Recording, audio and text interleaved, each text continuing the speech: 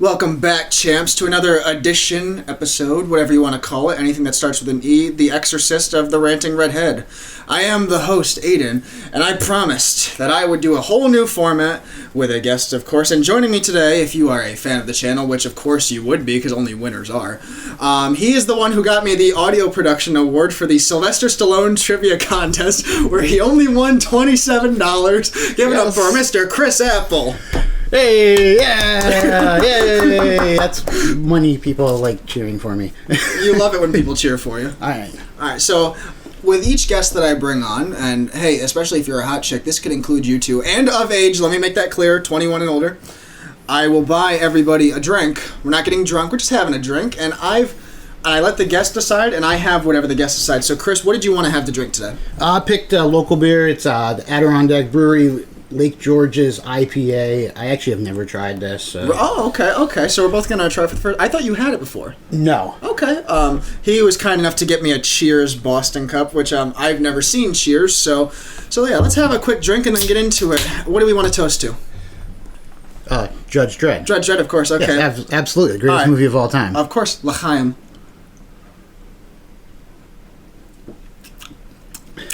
That is an IPA. I have bubbles on my lips now because he's drinking it out of the thing. It doesn't have the best aftertaste. No, IPAs, they call it hoppy. It's also known as bitter as... Can I swear? Yeah. Fuck bitter as fuck. Okay. I want to check. Oh, yeah. Sorry. If you wanted a preemie channel, better go to the Teletubby station, all right? Look, I've said it before. My new motto is, I'm not an alcoholic, but I'm trying, okay? So this is why I want to get drunk with everything. And I just had a bang right before I got here because, of course, as everybody knows now, what's my nickname? I'm the Bang Master. I was waiting for you to say something.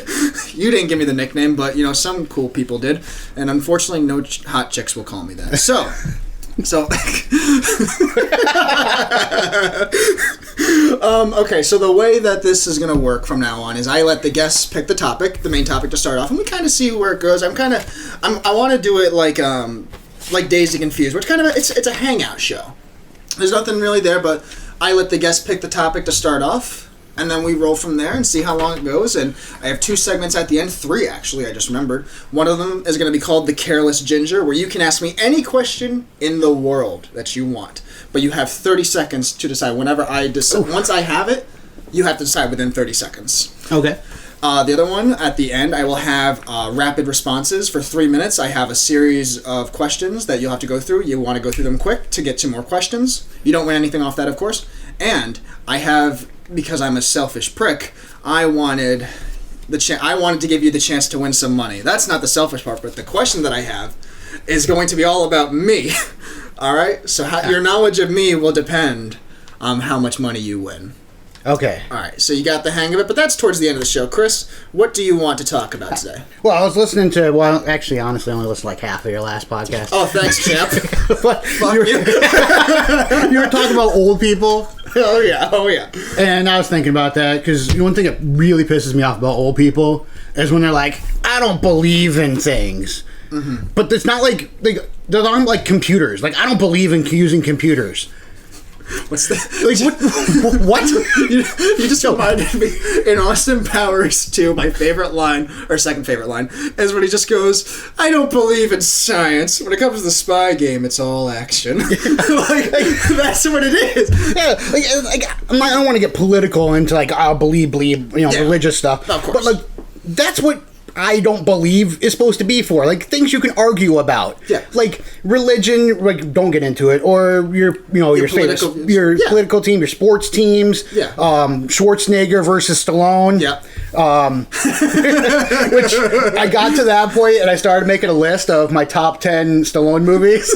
Oh, I'm excited. I should have called it because I knew this would happen. I said, if there's one thing we're going to be talking about, I knew it would be Stallone. And I'm doing this in reverse of what most people do, because everyone just starts at 10 and they slowly go to 1. No. First of all, we already know what the best Stallone movie of all time is. Oh, yeah. Number 1 is Judge Dredd. Oh, of course. Are we getting into it now? Yeah, I'm going right to it. Okay. Right now, Judge Dredd. I'm only picking one movie. That's what I was going to ask. From each of the franchises? The franchises. Is Creed a separate franchise? No. Okay.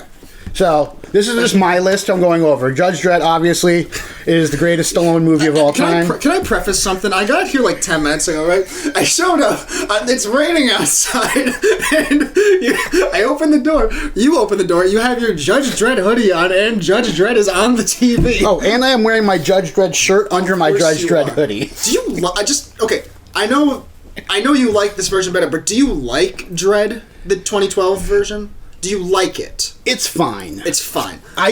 When I watched Dredd, it's obviously Die Hard, but not as good. Well, nothing is as good as Die Hard. So, if it's not going to be as good as Die Hard, it's like you're already starting off on a bad foot. So anything else... There's some good Die Hard knockoffs. Speed's pretty good.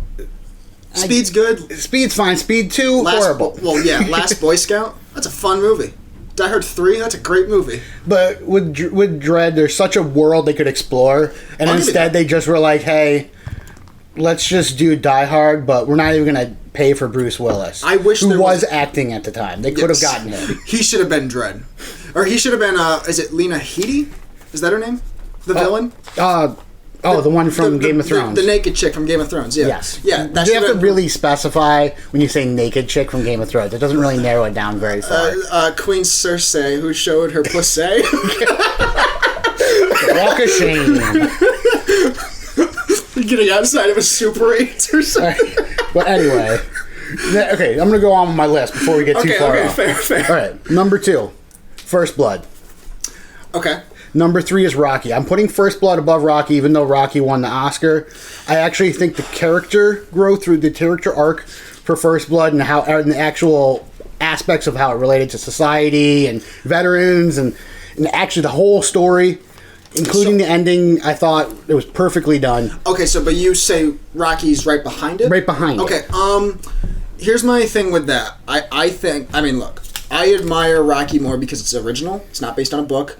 And the backstory of how Rocky got made is why I love the movie so much. And Rocky is an amazing movie. Yeah, my personal preference is, I think because of the way the story is, I find First Blood to be more, lasting. I'll say this. I think in a lot of ways the acting is slightly better in First Blood. For a lot of I don't know. Especially for Stallone. I'll give you that, possibly. Because, if anybody doesn't know, I don't know if you know this, the famous scene in Rocky when he just goes, I can't do it, he's the best. Do you know the backstory of that scene? No. So, because, he had to shoot Rocky in, less than a month. Yeah, it was on a very small budget. Yeah, he shot it in 28 days.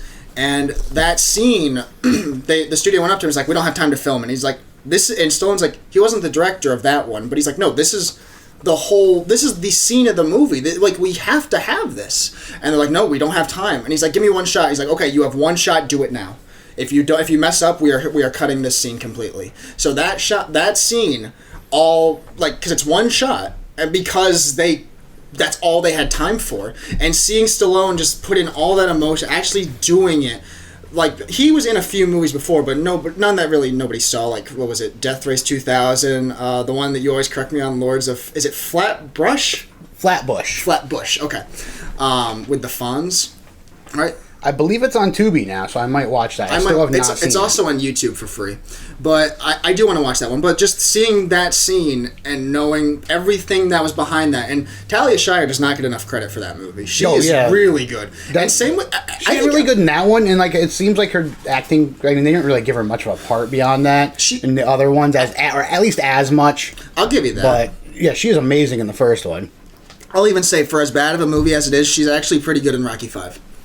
I think she's the best. Still haven't watched it. You don't need to. You don't need to watch I was just like, oh, yeah, this is... No, you don't need to watch Rocky 5. But she's actually good in it. And even, I thought Burt Young was fantastic. And Burgess Meredith is always great. Absolutely. Penguin. Yeah, Penguin. All right, so number 4. Number 4. Actually, I'm breaking my own thing because you can't have any list without Rocky 4.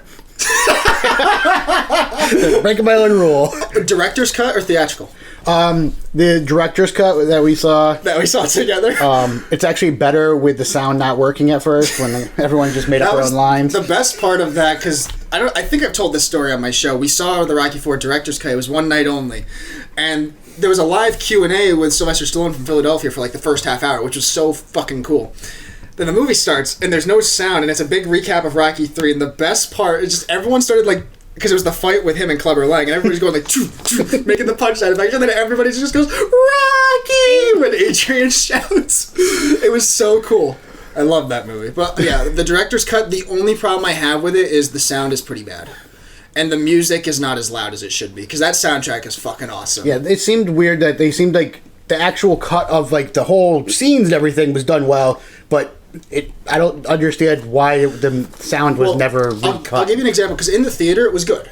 It was good enough in the theater. It was okay, yeah. But, like, there's one really funny moment in the theater, but when you buy it at home, like, you can't even hear it unless you have subtitles on. There's a moment, like, when Rocky and Adrian are saying goodbye, and in the background, you just hear Paulie go, come on, the meat is running! In the theater, it's pretty, like, you can hear it. But if you buy it or rent it, you can't even hear that. It's so weird. And even, like, Hearts on Fire, it really fades out at the end. And they still don't have it in physical copy of any kind. Which is bullshit.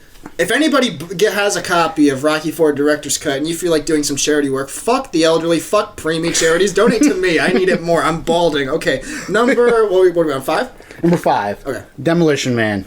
Okay. I'll give you...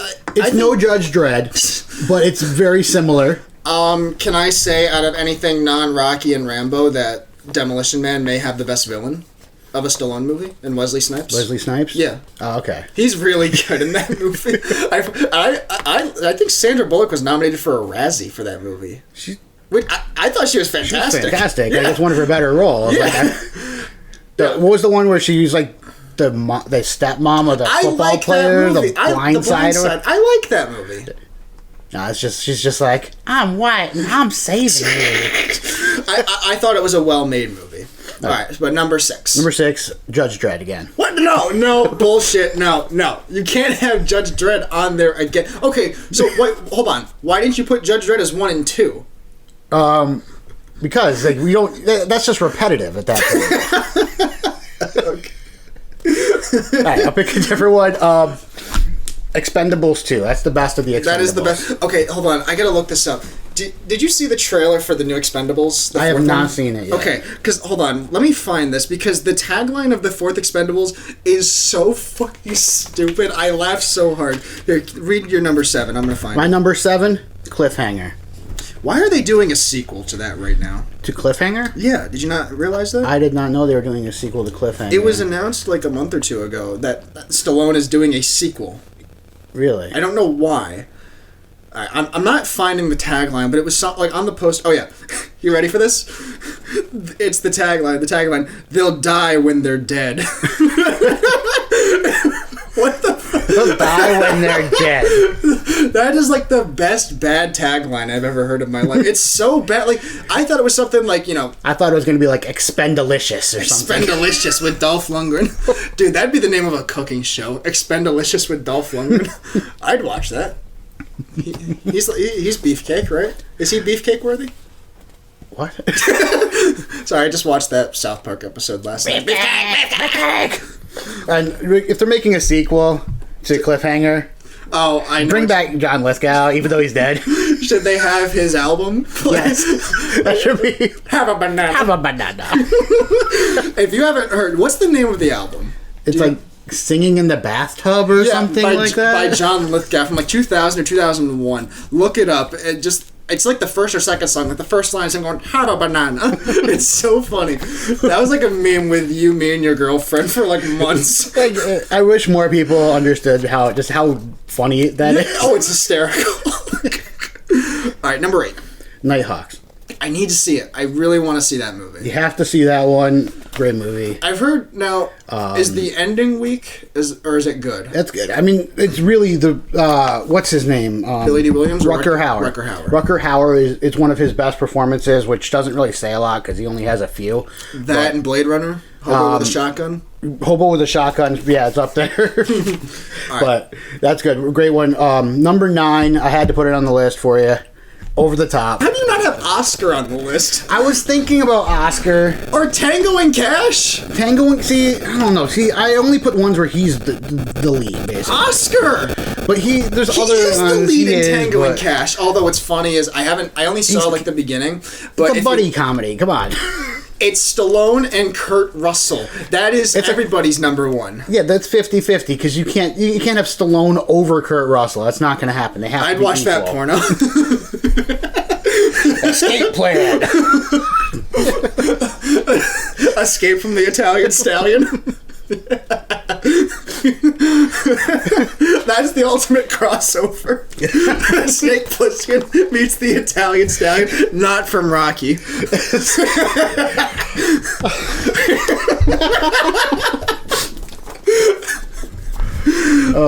Escape from snakes on a plane.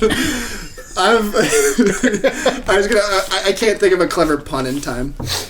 I didn't put Paradise Alley on there, even though I just watched that. It's a good movie. It's not. I wouldn't put it as a number. I wouldn't put it in top 10. It was interesting just to see. Yeah.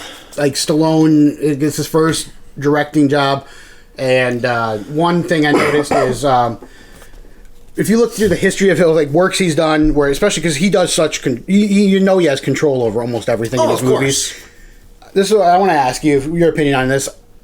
I was thinking about this while I was watching Paradise Alley, especially because the theme song is possibly the worst one ever for a movie. The worst theme song ever? Hold on. For a movie? For a movie. Okay, because I would rather... Especially because it has nothing to do with the rest of the movie. I would rather listen to Stallone sing the Paradise Alley theme than the Friends theme.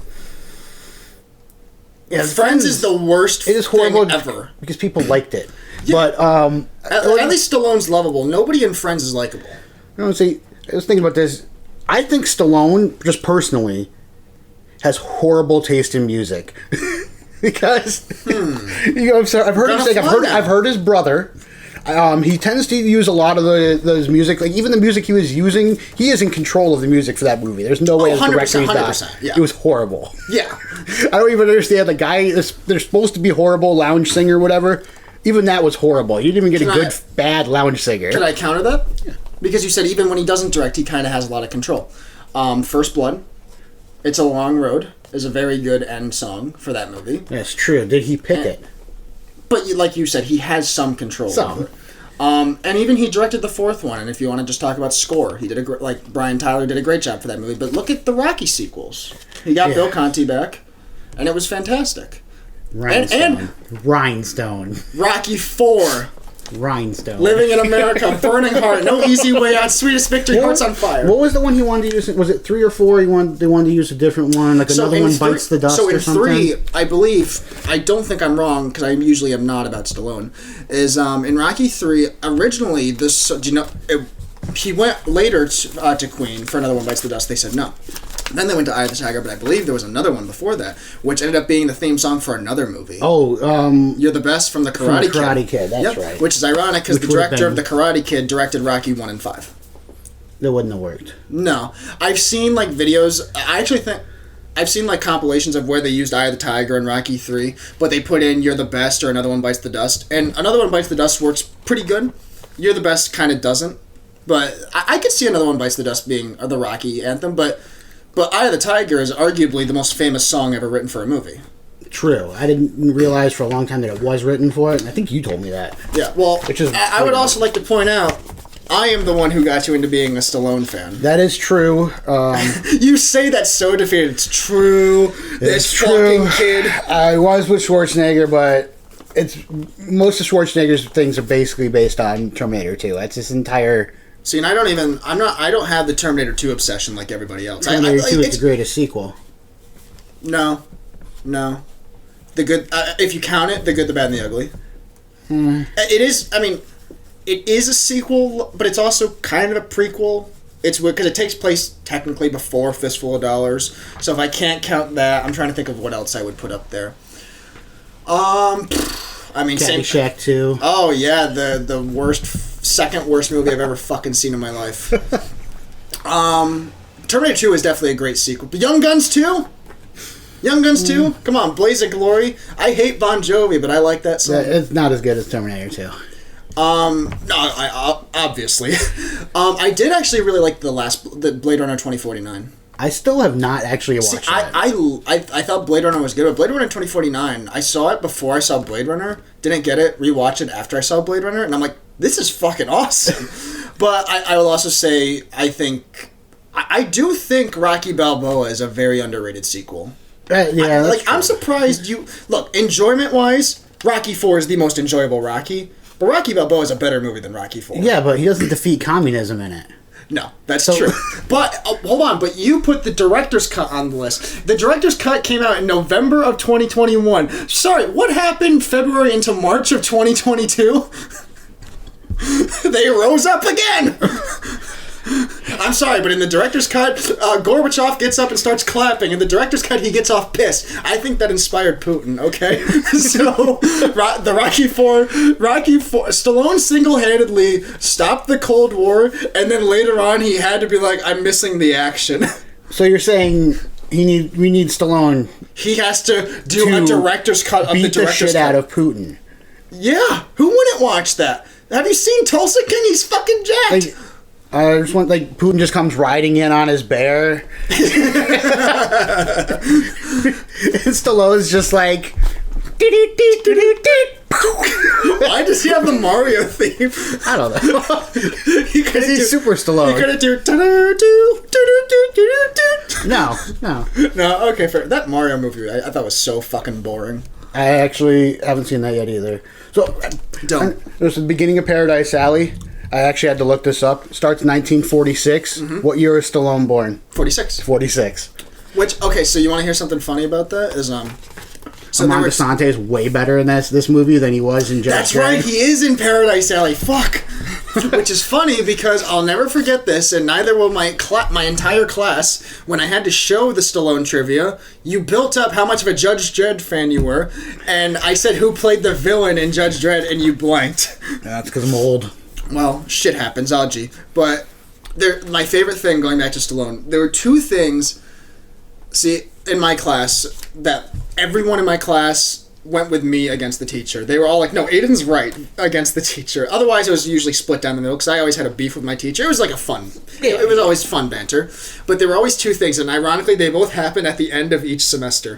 First one was, I don't know how this was even brought up. Someone said the Ramones, and I said their most famous song, not their best, just their most famous song was Blitzkrieg Bop. Would you agree? Yeah. And then he's like, oh, no. It's I Want to Be Sedated. I said, look, those are the two most famous Ramones songs. Blitzkrieg Bop is more recognizable than I Want to Be Sedated. And he goes, nope, you're not right. And then I looked it up. I went to Spotify. Number one, Blitzkrieg Bop has more downloads. And everybody in my class was like, no, Aiden's right, you are wrong. Because everybody knows let's go. Yeah. Everybody knows that. Which is ironic, because I first heard that song when I was 3, because I snuck National Lampoon's Vacation on VHS, and that song is on the soundtrack. But the other thing that everyone agreed with me this past semester, I don't know if I told you this, and what's ironic is I am not the one who brought up Stallone, my teacher did. And I said that he was from Philadelphia, but he was born in New York City. Yeah. He's like, no, he's from New York City. I said, no, I think, and my friend put it best, I think where you're from kind of like defines who you are. Stallone has made a fucking career on the fact that he's a bum from Philadelphia. And I said, like, I think around 11, he went to Philadelphia until he was 17 or 18. Then he moved to Switzerland for college or something. Then went back to New York City to try to be an actor. But then he went to Philadelphia for Rocky. Everybody knows him from Rocky. They have a fucking statue. That's what I was gonna say. I mean, obviously, it was made for a movie. The movie, but like there is no. It's a symbol. They still have it there. They don't have a statue of him, as far as I know of, in New York City. Like maybe in Hell's Kitchen from Paradise Alley. They don't have. Maybe there is. Maybe there's one to his brother. I stole that. So, but no, but you agree. They could have like a garbage can that's dedicated to Frank Stallone. Why a garbage can? He's a good guy. He can sing. Steven Seagal's a garbage can. Because he's useful. Well, that's true. Steven Seagal, he's like if he was a wrestler, his character would have been a garbage man. Do you know you want to hear the best thing Steven Seagal was ever in? I'm gonna spoil it though. You ever see Executive Decision? No. All right, I'm gonna spoil it.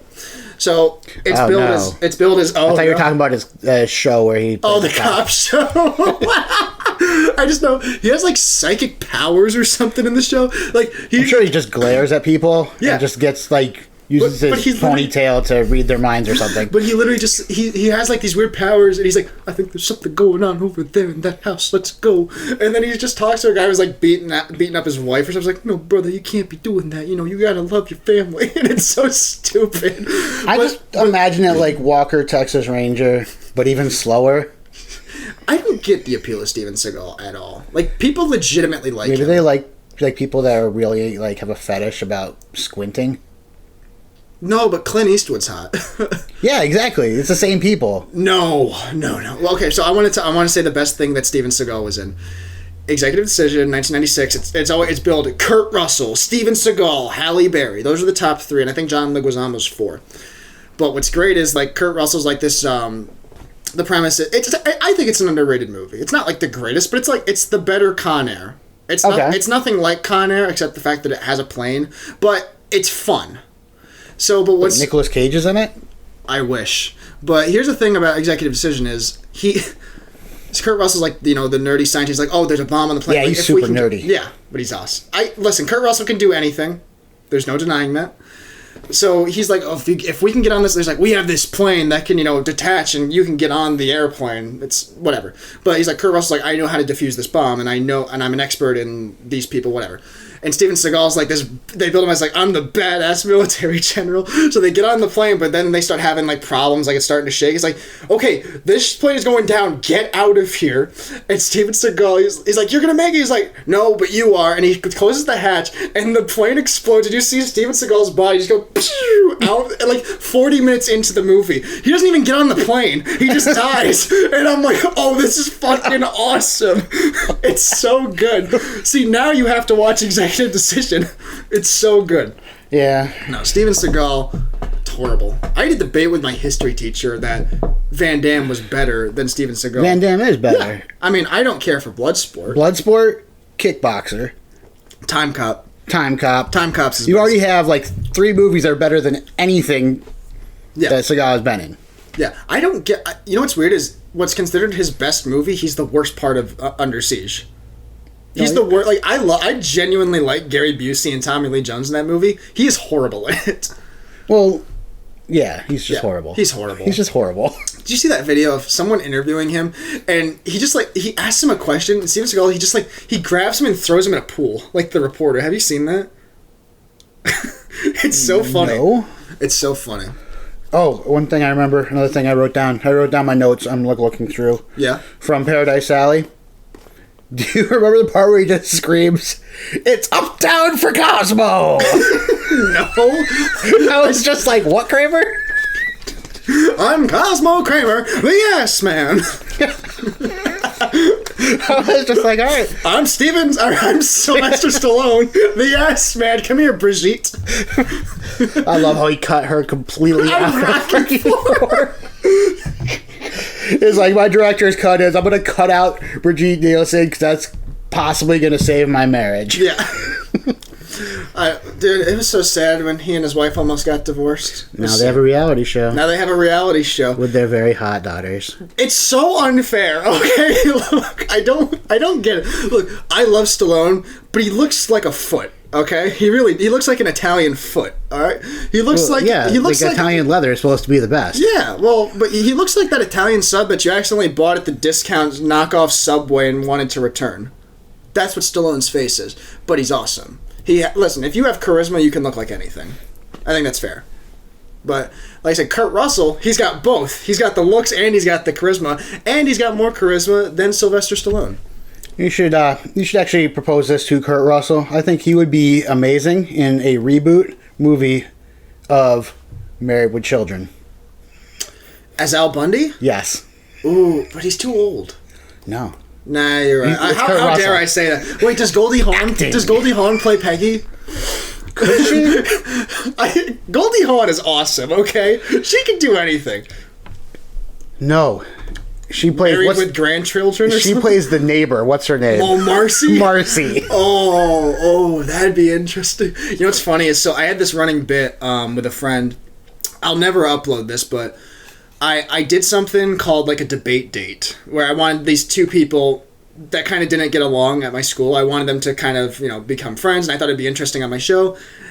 It ended up the results were good and bad, like long-term wise. I have the file. I'll never upload it just because I don't want to. And what's during it is the guy that we were talking to, there was a moment where he got like kind of sad. And I really felt I did not feel horrible. I felt horrible for him, nothing that I did, but I think he kind of needed to hear some of the things we were saying. And the one thing I said, I don't know why this cheered him up so much, and it's become such a running joke because he was always known as like, oh yeah, I played football. Like that was always his thing. Like everybody knew that he played football. And I just randomly was like, hey, but you know what? The reason you're better than all of us is because you scored 4 touchdowns in a single game. And what's funny is in the thing, he's like, what? Who did? He's like, who are we talking about? Me? Oh, yes, I did do that. And so, like, that's become such a running gag with all my friends in that group. It's always, oh, he's the guy who scored 4 touchdowns in a single game. And what's funny is yesterday I went bowling with a few people, and this guy, he lived a little bit away, so we just had him on Discord watching us bowl. And I randomly was like, does anybody know what I'm referencing? Like, because I came up with that bit. Like, even the guy who I was talking about, he doesn't know that it was a bit. And then I was like, I showed him a few clips from Married with Children, and they thought it was the funniest fucking thing ever. Just one of the best monologues Al Bundy ever gave. The second best, I would say, is when he just goes, a cop knocks on the door, and he goes, let me tell you something. I served my country. I played high school football. 4 touchdowns in 1 game. Yet I'm not exempt from state and federal taxes. Now, is that any way America should treat their heroes? And he just flashed that badge at some registered voter, buddy. We're Bundys. We hate cops. And he shuts the door on them. It's so good. Is that the most underrated sitcom? Nobody talks about it anymore. It doesn't have the lasting effect. Like it's a show that I don't even think like in the way that I'm using air quotes that society would want to say it shouldn't work and that it's dated for. It's not those reasons it's dated. It's because there's a lot of pop culture references of the time. Yeah, that's true. That date it. The humor I think still works great because the joke is. Yeah, is Al Bundy a sexist person? Yes. Does he get his comeuppance in every single fucking episode? Yes. Yes, that's one of the things that shows don't do anymore. No. For the most part. Even the ones that are about losers. It's Always Sunny in Philadelphia is like the only one. They almost always, yeah, that's one of the only ones where they actually... But that's not like 2000. They never move forward. Because that...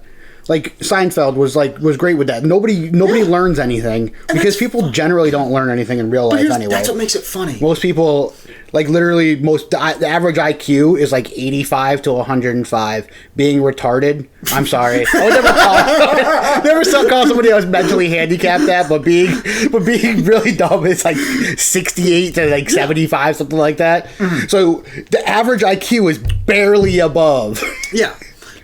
So, as George Carlin said, just think about how dumb people are. The average person is. Half the people are more stupid than that person is. Let me ask you this. I was having this debate with someone. Do you think...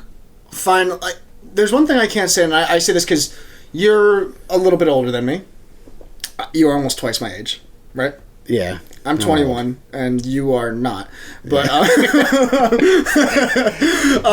but... I feel like with people of my generation, we're starting to get to a point to where, like, I can't stand people that just get so... There's a time and a place to get offended. But it was getting to a point just to where it got ridiculous. I'll give you an example. I was quoting Norm Macdonald, all right? Here's the thing. I agree with George Carlin when he goes, not everything can be funny, but everything can be. It depends on who's saying it and how it's said. And Norm had this one joke, and I was just saying, because this person never heard of Norm Macdonald, so I was just rattling off some jokes. But you have to do it like Norm. You have to say it like him. Yeah. And mind you, I'm at work, but it's like nighttime, nobody was there. Except for like the coworkers, right?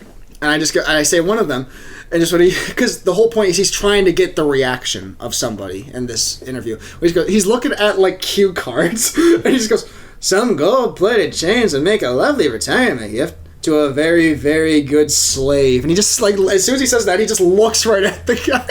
Like, just this one guy, and he was just like, what, are you serious? Like, it's Marty Funkhauser from Curb Your Enthusiasm that he's talking to.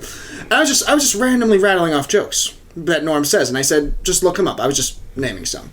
And this one guy goes, wow, how dare you fucking say that? And what's weird is, like, that guy who got offended was also a big Norm Macdonald fan.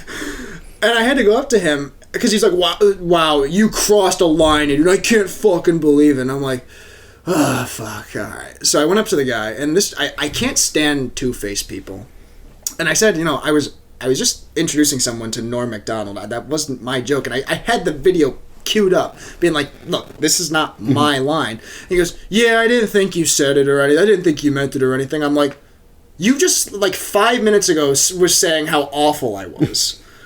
I don't know. I can't stand two-faced people like that. It drives me fucking nuts. I think it's just, with the way society and technology is now, it's just so easy to just say, I'm offended, without... It's very easy to somebody can just be like, I'm offended. Because it takes, like, no effort at all. No. You don't have to do any work to actually...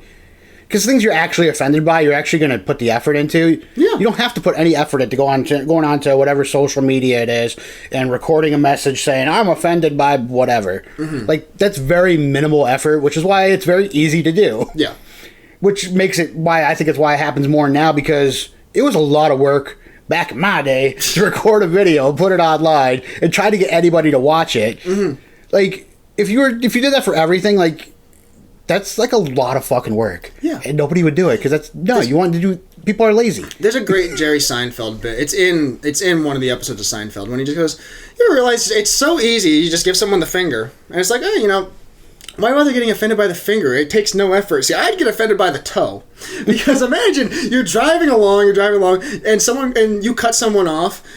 If they are willing to take off their shoe and their sock, roll down the window, put their foot outside, and just give you a single toe, you pissed that person off, and they are showing it. Like, that takes effort. Just giving the finger, it's like, oh, there you go. Yeah. The toe, though, I'd be pissed. I'd be like, oh, I'd go to therapy after the toe, okay? Feet are disgusting. I would absolutely need therapy. Feet are disgusting. I don't get... I was talking about that with someone the other day. We were talking about, I think, because I had my Tarantino playlist on, and the song from Dusk Till Dawn came on. Okay. Went like the Salma Hayek song. Okay. I think it's called one? Yeah. Well, I think it's called After Dark by Tito. What a weird coincidence that Quentin Tarantino wrote the movie and was in the movie playing the role where he got to suck on Salma Hayek's toes. Like, what a weird coincidence. Here's the thing. That scene... Before that happens, the scene is awesome. And I say this as someone who hates snakes. I am deathly afraid of them. But, like, the snake wrapped around her neck, like, it's a great scene. Yeah. But then you get to that. It's just like, they were just like, all right, Q, whatever. All right, Quentin, whatever. We can't afford the movie without you. He was off on the side going, and they were just like, okay. See, I'm shutting your butt down. All right, just let him suck on her toe. Please, Salma. Look, we will pay you extra money. Just let him suck at your toes. Yeah. And we'll just move on, okay?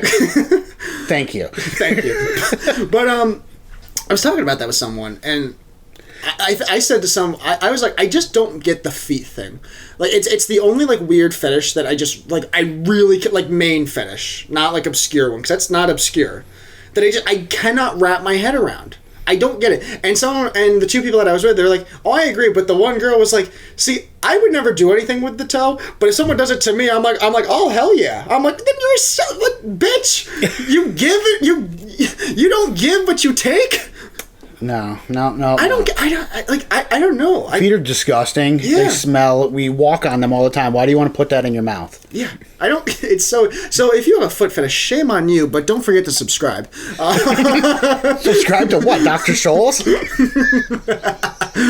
Quentin Tarantino's Patreon for his new podcast. I don't Do you think, like, they were like, okay, if you let Quentin Tarantino suck on your toes, you'll get to make movies with Adam Sandler and he'll never touch you? What's more shameful, having Quentin suck on your feet or being in an Adam Sandler movie? What's more shameful? Adam Sandler, I mean, he seems like a nice guy. He takes care of people. I'm just saying career-wise. I mean, if it's anything other than Jack and Jill, you're mostly okay.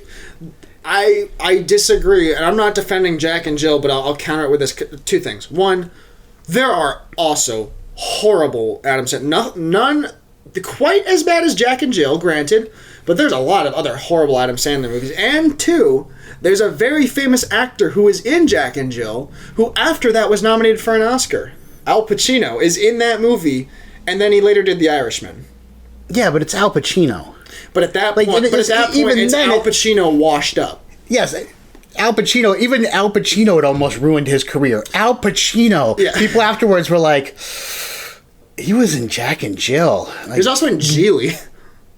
Oh yeah. Well, I forgot Geely existed. Yeah. I haven't seen Geely, but I was like, I don't know if I've seen Jack and Jill. You have? Yes. Oh fuck! I'm sorry.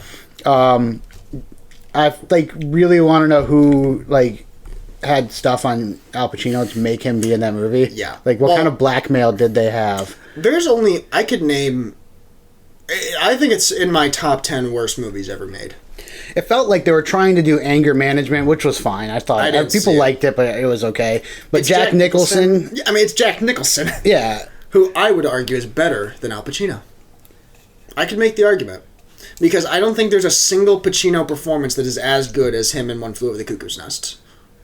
I think that's one of the best performances ever put on film. You think so? Yeah.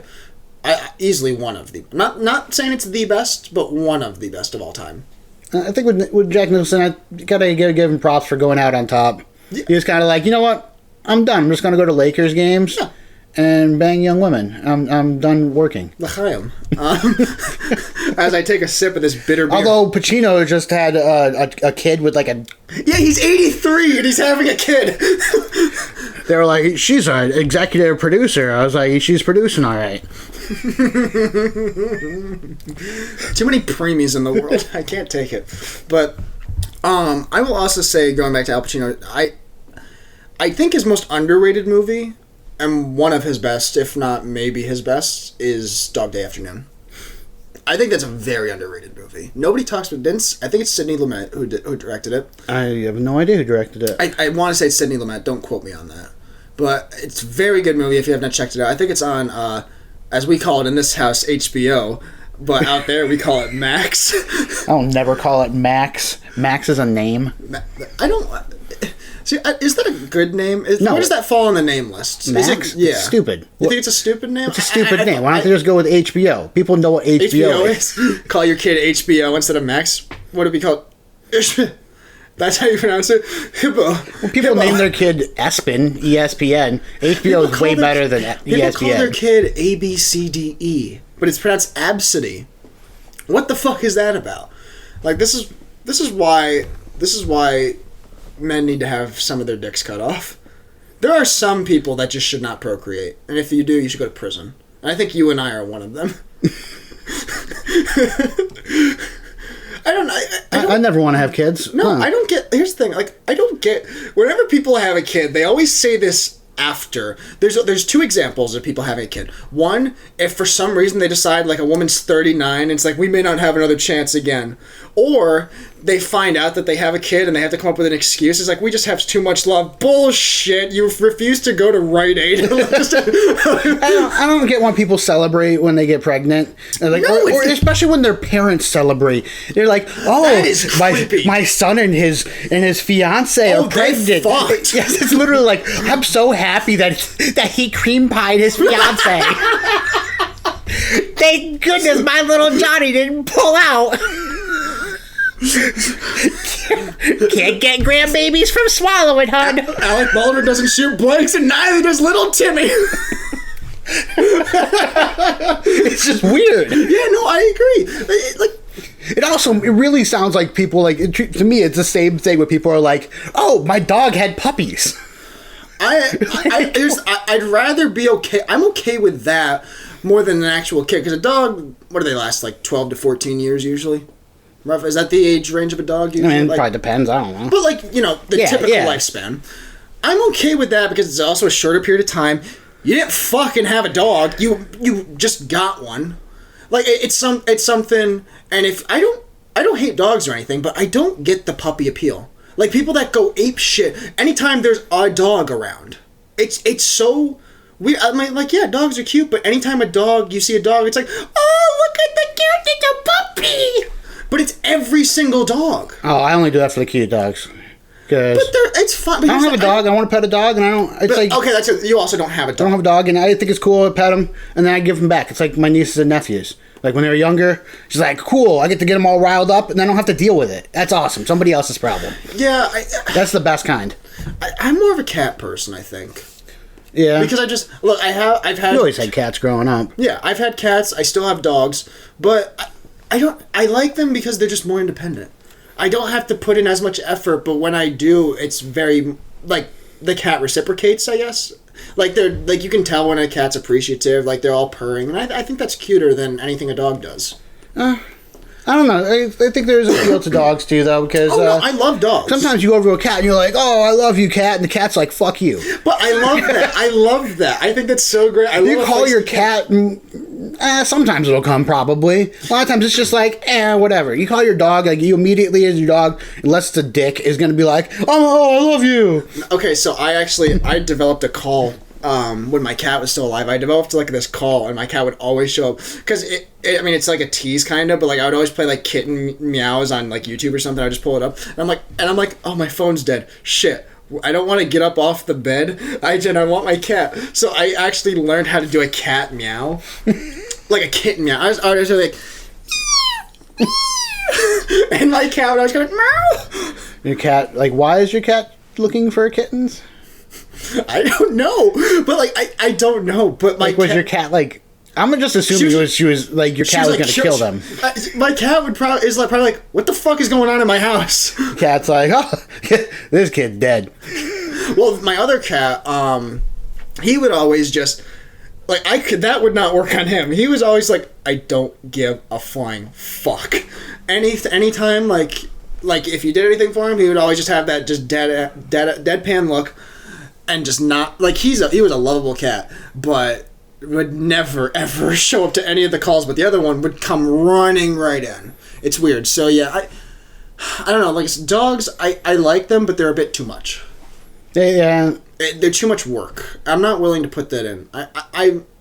I'm ready for a turtle. Yeah, dogs are like, it's like they're very clingy usually. Yeah, and I don't like because I also don't like having my dog in my bed. Like, a lot of people get, like, if my dog's at, like, the base of the bed or something, and I don't have to interact with the dog, fine. And I still love my dog and whatnot. But, like, my dog will also, my one dog, this is why I end up having to lock my doors sometimes, because, number one, I also have, like, major sleep problems. But my dog always does a thing, she has to be touching a part of my body. Like, she will start moving in closer, and if like her shoulder is just touching like my leg, she'll be fine. But she always has to be like that close, and I don't like that. I don't want that. You're gonna have problems when you get a girlfriend. She wants to spoon. You're gonna be like, fuck no. I'm not getting a girlfriend. Why do you think I don't have a camera on? I don't want to lose my subscribers. All right, that's all it is. That's why I don't get a camera, not because I'm a poor college student. Yeah. Money is not an issue ever. No, never. All right, so you want to do the Careless Ginger? This is where you can ask me any question about my life that you have. I'll give you 30 seconds to decide. Oh, jeez. Ready? Go. So anything that you have in mind that you've ever wanted to ask me, feel free. But one question, there can't be a follow-up. It can be a long answer that I give. It can be a short answer I give. This is... Sorry, beer.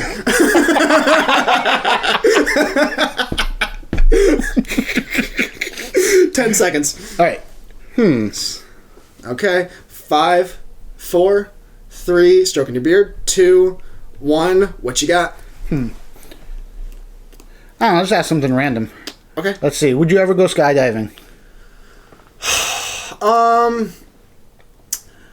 I would only... I don't... Like, are you scared of heights? I'm scared of heights. Here's the thing. I would never be the one to deploy it. I'd have to have someone, like, hooked to me. Okay. Like a professional. I think you have to anyway. Well, there's some people, I think, that... Well, you have to... The people that do it are enough. I mean, like... Okay. So... Maybe. The first time, you have to. Like, unless they throw you out of a plane, like, you're gonna be strapped to somebody, probably. Of course. And hopefully they'll be knowing what they do, they're supposed to do. Mm-hmm. I would never do it, personally. I would maybe... Here's the thing. The only way I would do it, if I found out, like, I had some terminal disease and I was going to die. It would be something... I would do everything. Yeah. Everything. I would... Heroin. Of course. But, like, because it's one of those things to where you're like, you know, you're gonna die anyway. So, why not try something? I feel like hitting the ground is like a bad way to die because not everyone dies when it happens immediately. Yeah. Ooh, that's true. You know what it reminded me of? This whole conversation reminds me of The Naked Gun. When he's like, yeah, this is not a way for a man to go. Getting caught in the gears of a combine. Having a parachute not open. Having your nuts bit off by a lab letter. That's the way I want to go. What was great about that, I love the follow-up line. It's not subtle, but it's so just dry. I love it. He's like, Norma, rest assured, no one on this police force will rest until this man is behind bars. Let's go grab a bite to eat. It's so good. All right. We've been doing this for like an hour. I've had a fun time, Chris. You willing to come back on again at some point? Absolutely. Awesome. Maybe get a less shit beer. I mean, this is pretty hoppy, and how much have you drank? Like half of it. I've drank more than you. That's ridiculous. All right, so this is going to be, I'm going to just ask you a bunch of questions. You can take as long as you'd like on a question, but only 3 minutes, and then we're going to end the show. Okay. Right. I'm getting a call from Montgomery, Alabama. Should I answer it? It's Montgomery, Alabama. probably somebody trying to get you to go to work. Nah, I don't want. I want to do the ranting. I don't want to ruin my show. So if you're, it's probably a fan. Oh fuck. You're one fan. Yeah. In Montgomery, From Alabama. Montgomery, Alabama. All right. Are you ready? I love the Ranting Redhead. Yeehaw. All right. You ready, Christopher? Absolutely. All right. Ranting Redhead. Rapid fire question starting now. Go-to karaoke song. Don't Stop Believing. Okay. Stallone or Schwarzenegger? Stallone now. Can you do any celebrity impressions? No. First job. Worked at the library. Do you play an instrument? Yes. What? Played the guitar. Nice. Some others. Best Kurt Russell movie. Oh, Big Trouble in Little China. Hottest hair color. Hottest hair color? Yeah. Blue. Fuck you. Seinfeld or Curb Your Enthusiasm? Seinfeld. Biggest turnoff. Feet. last book you read. How few remain. Hottest actress working today. Ooh. 2 minutes left. I'm gonna go with an old favorite, Jerry Ryan. I got a voicemail from Montgomery, Alabama. Hottest actor working today. Hottest actor? Yeah. What's his name? Pedro Pascal. Oh, that's right. That's how you pronounce Kurt Russell. Did you ever fail a class in high school? Yes. Face tattoos, yay or nay? No. 90 seconds left. Guilty pleasure song. Guilty pleasure song? Yeah. Cotton Eye Joe. What is the meaning of life in 3 words? In 3 words? Yeah. Eat more fiber. Favorite streaming service? Paramount Plus. Aside from the Ranting Redhead, what's your favorite podcast? Rule 7. Best first date location? Best first date location? Yeah. Her bedroom? Walgreens. A minute left. Tits or ass? Oh, tits. Dream vacation? Dream vacation? Yep. I don't know, probably Europe. Drive-in or movie theater? Drive-in. Do you got it bad? Got it bad? Got it bad? What? I'm hot for teacher. Dun, dun, dun, dun. What's your stage name? My stage name? Yep. 30 seconds left. Oh, I don't know. All right, kettle cooked or microwave popcorn? I can't eat it either way. What celebrity do you hate the most? Rob Schneider. Have you ever peed your pants in the last 5 years? No. Dogs or cats? Dogs. Biggest phobia? Feet. Do bald men have a chance? Yes. When you drive by a golf course, do you honk? No. Okay, if you were to start a band, what would it be called? 5 seconds left. Schma. Okay, last question. Is your aunt a lesbian? My aunt a lesbian? No. Okay, Chris, we did it! Rapid fire Ranting Redhead questions. We did it. Now, I'd like you to verify. I'm not going to chug this beer, but I'm going to drink at least half of what's left in this. All right. All right, you ready? All right, so do some commentating while I do it, all right? Ready? All right. How's that taste? It kind of looks gross in there, like white. I drank more than half. Anyway. I prefer this out of a can because I can't see the white foaminess of it. Dude, it tastes... Is this what a foot fetish tastes like? Like, this gross? I don't know. I hate feet. I don't know, but you're into some weird stuff. So what can I say? I do like Star Trek. Yeah, that's true. All right, Chris, we did it. And thank you for being my first guest here on The Ranting Redhead. You have fun? Absolutely. Awesome. And if you want to be on The Ranting Redhead and you know me personally, just let me know. And especially if you're a hot chick, because, hey, well, you know what? I have something nicer to look at than Chris. So thank you all so much for watching. Fuck you. Chris, do you have any parting words aside from fuck you? Judge Dredd is the greatest movie of all time. And with that, we are ending The Ranting Redhead. Thank you all so much for listening. I'll talk to you later, champs. Have a good one.